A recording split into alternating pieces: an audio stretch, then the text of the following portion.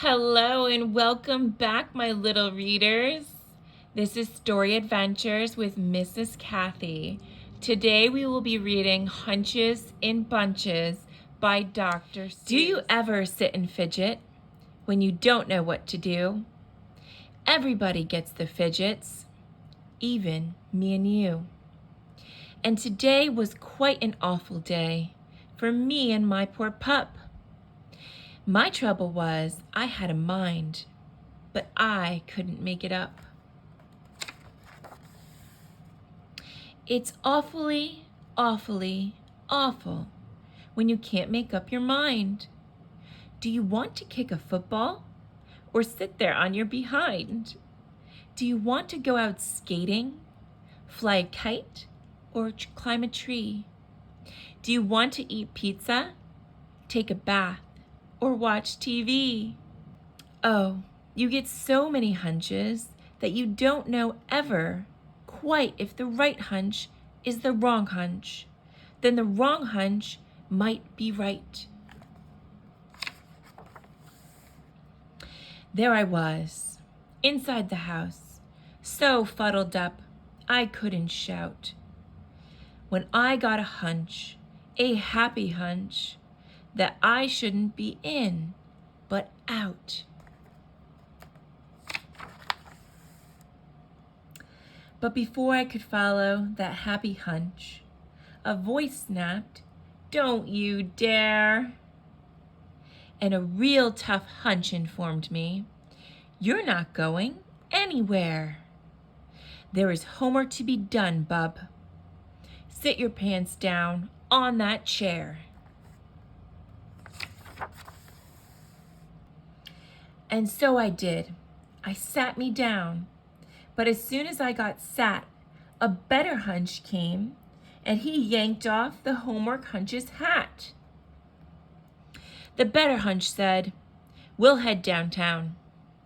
We'll pick up your good friend James, and together we'll trot to some real cool spot, and we'll play a few video games." So, of course that's what I started to do. But a sour hunch came to spoil it. "Your bicycle's rusting up," he yapped. "Get yourself out back and oil it." By now, my mind was so mixed up, I really didn't know if I wanted to go to the barber shop or to Boise, Idaho. Then, a very odd hunch upset me when he asked me loud and clear, "Do you think it might be helpful if you went to the bathroom, dear?"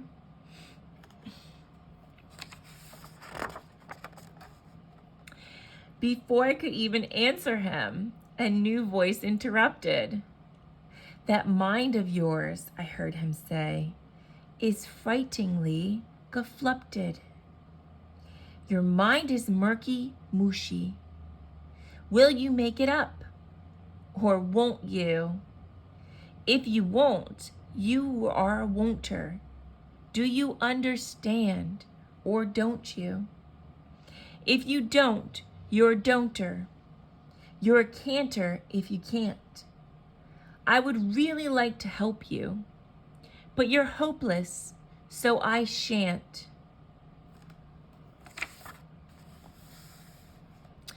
Then a spookish hunch suggested I go 4 ways all at once. But I didn't fall for that one. I am not that dumb a dunce. I knew where I could end up if I tried a thing like that. Most likely on some dead-end road in West Yehosa Flat.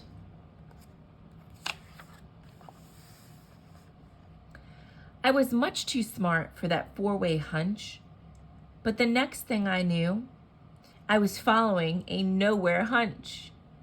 A real dumb thing to do. Everybody sometimes does it, even me and even you.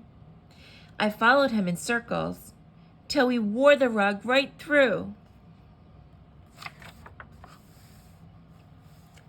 And then I heard an up hunch laugh. You're a stupid schlump. The way to go is not around. The way to go is up.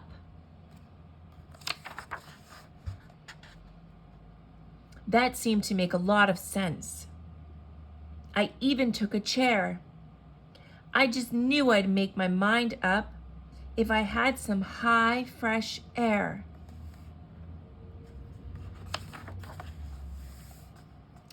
But the up hunch I'd followed was a phony and a fake. Way up top, I met a down hunch, and he signed, "For goodness sake." You should never trust an up hunch. You have made a big mistake. Then things got really out of hand. Wild hunches in big bunches were scraping all around me, throwing crunchy, hunchy punches.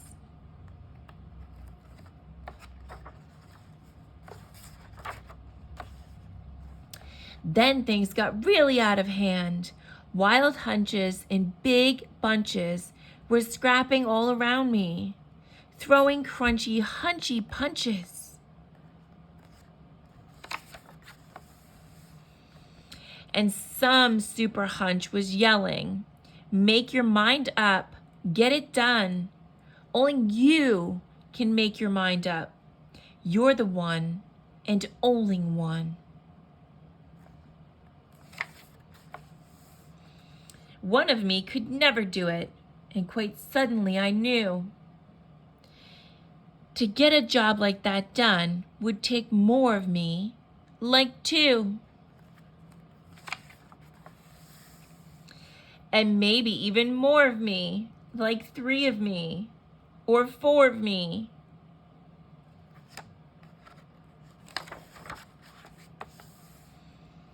It took an awful lot of me. It took a lot of yelling. It took a lot of shoving and hot bargaining and selling. We all talked the hunches over, up and down and through and through. We argued and we bargued. We decided what to do. And finally followed a munch hunch. And I finally followed a munch hunch, the best hunch of the bunch. I followed him into the kitchen and had 6 hot dogs for lunch. The end.